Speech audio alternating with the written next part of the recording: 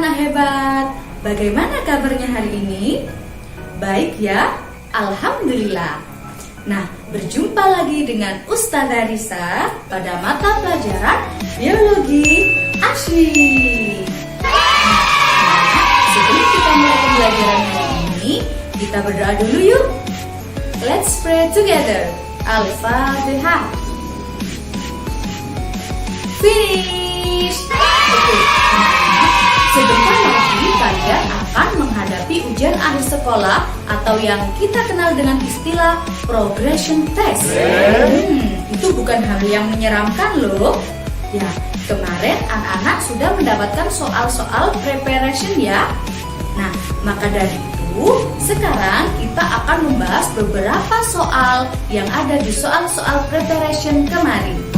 Mau ya? Maulah, supaya kita semakin pintar dan bisa mengerjakan soal-soal progression dengan baik. Maka dari itu, simak terus ya pembahasannya.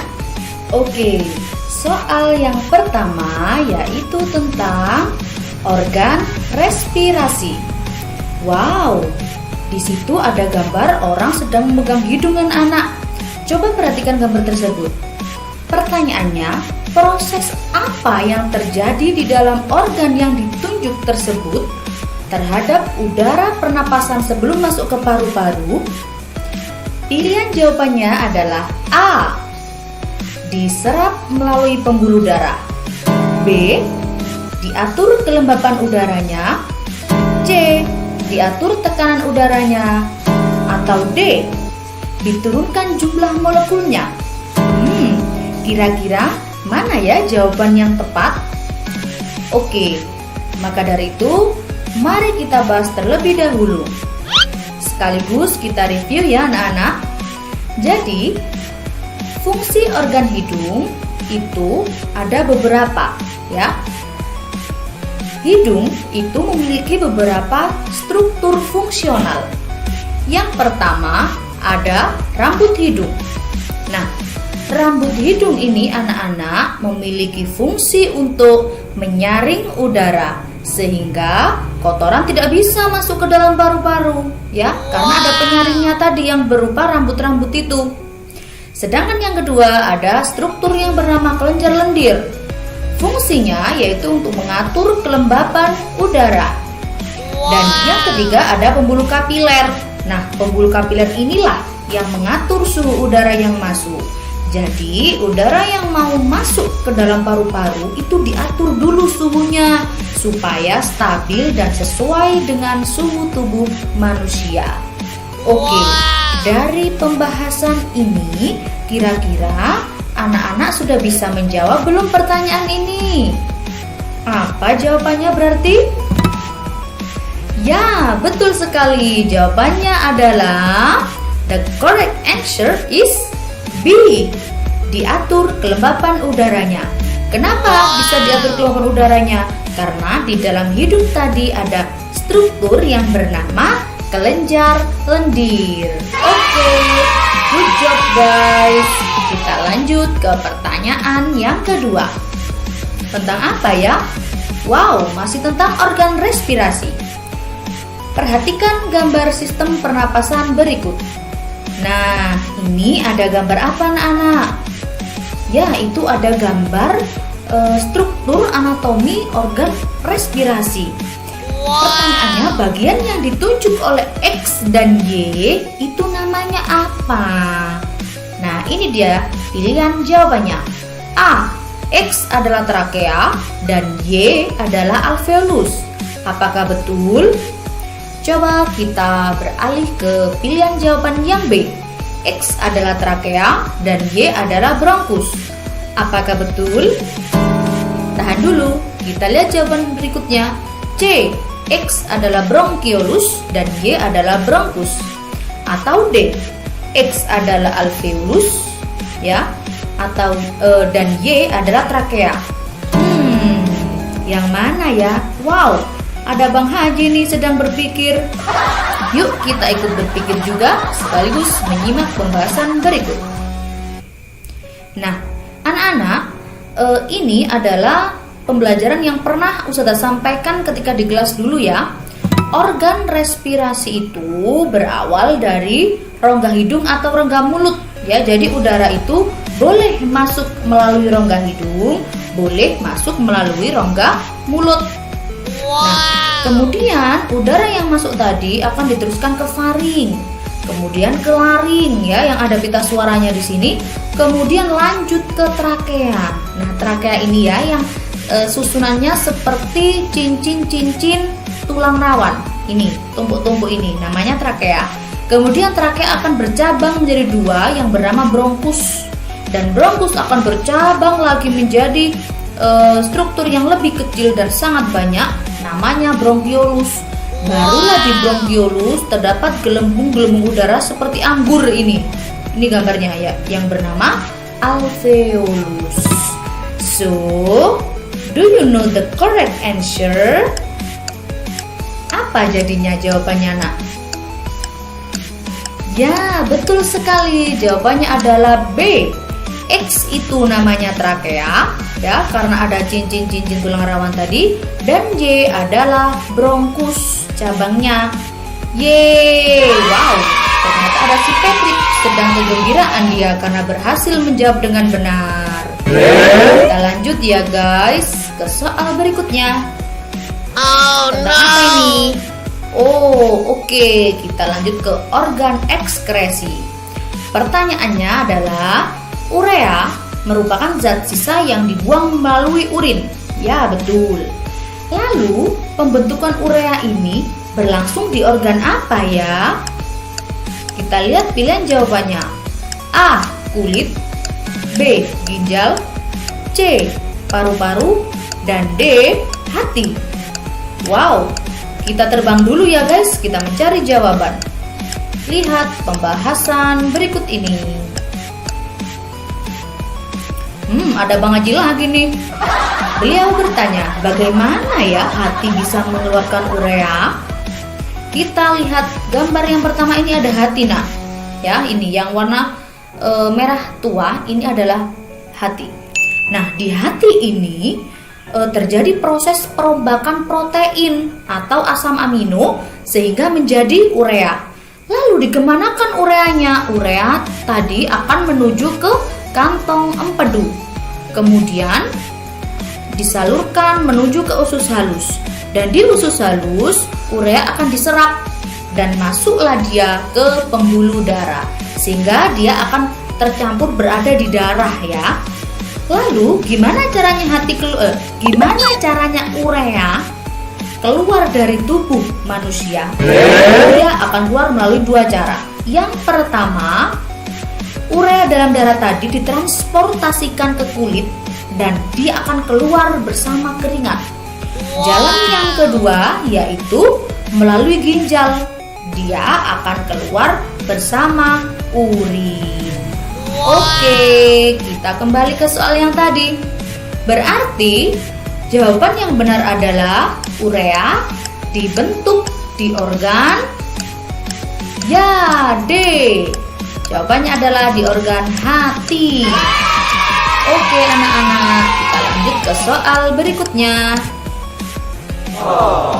Tentang apa? Wow, masih tentang organ ekskresi. Perhatikan gambar anatomi kulit berikut. Ini dia anatomi kulit. Nah, berdasarkan gambar di samping, sebutkan bagian kelenjar keringat dan kelenjar minyak secara berurutan. Wow, jangan salah ya anak-anak, jangan kebalik.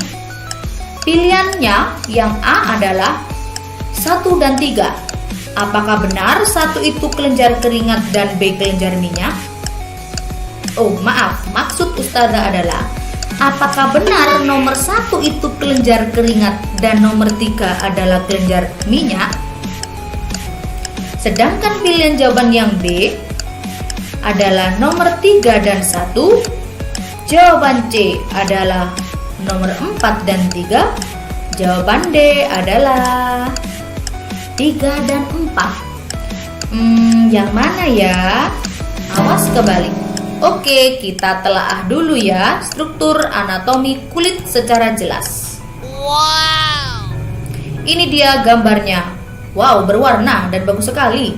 Anak-anak, ini ternyata ada SpongeBob. Dia juga ikut memperhatikan penjelasan Ustazah. Kalian juga harus lebih paham daripada SpongeBob ya. Oke, simak baik-baik. Kulit itu anak-anak dibagi menjadi 3 lapisan atau 3 tingkatan.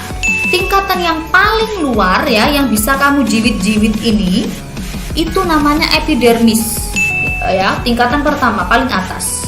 Kemudian di bawahnya tingkatan kedua ada yang namanya dermis, segini ini. Dan tingkatan yang terakhir atau yang paling dalam adalah hipodermis. Nah, di dermis ini terdapat banyak struktur. Coba kita lihat. Di sini yang pertama ada rambut. Nah, ini rambut ya sampai keluar. Kemudian ada kelenjar-kelenjar. Yang pertama tadi ada kelenjar minyak. Di sini ternyata letaknya kelenjar minyak. Kelenjar minyak itu dekat dengan rambut letaknya, ya. Kelenjar minyak berarti memproduksi minyak. Kemudian kelenjar keringat di mana? Oh, ternyata di sini. Kelenjar keringat letaknya lebih jauh dari rambut, ya. Jadi yang dekat dengan rambut atau bahkan bergandengan namanya kelenjar minyak, dan yang agak menjauh namanya kelenjar keringat. Nah, inilah yang memproduksi keringat, ya, atau yang berfungsi di dalam sistem ekskresi. Nah, selain itu di dermis ini juga ada pembuluh darah. Ini yang biru namanya pembuluh darah vena, yang merah pembuluh darah arteri, dan tak lupa juga ada jaringan saraf. Oke, lanjut ke soal yang tadi anak-anak. Maka, manakah bagian kelenjar keringat dan kelenjar minyak secara berurutan? Ingat ya, kelenjar minyak tadi yang dekat dengan rambut, sedangkan kelenjar keringat yang jauh dari rambut. Manakah itu? Ya, betul sekali. Jawabannya adalah, wow, ada burung yang berputar. C, 4 dan 3. 4 adalah kelenjar keringat dan 3 adalah kelenjar minyak. Good job. Lanjut ke soal berikutnya. Oh no. Masih tentang organ ekskresi. Perhatikan gambar berikut. Ada gambar apa ini? Ya, ada gambar ginjal. Nah, bagian yang ditunjuk dengan huruf H itu fungsinya apa, anak-anak? A. Menyalurkan darah menuju ginjal. Atau B. Mengeluarkan urin dari kandung kemih.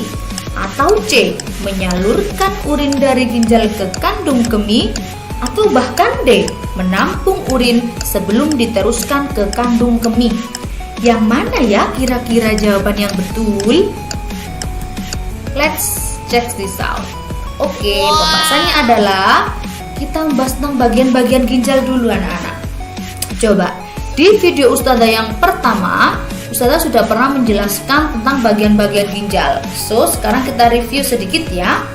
Bagian-bagian ginjal itu kita singkat menjadi kompel. Apa anak-anak? Kompel, bukan tompel. Nah, kompel itu ko-nya adalah korteks ya. Ini lapisan yang pertama atau yang paling dekat dengan permukaan luar itu namanya korteks. M-nya ya kan kompel. M-nya adalah medula. Medula itu adalah struktur yang bentuknya seperti jagung-jagung ini ya. Bunder-bunder kayak jagung. Nah, namanya medula. Pelnya adalah pelvis. Nah, ini pelvis yang seperti corong. Ini yang warnanya coklat.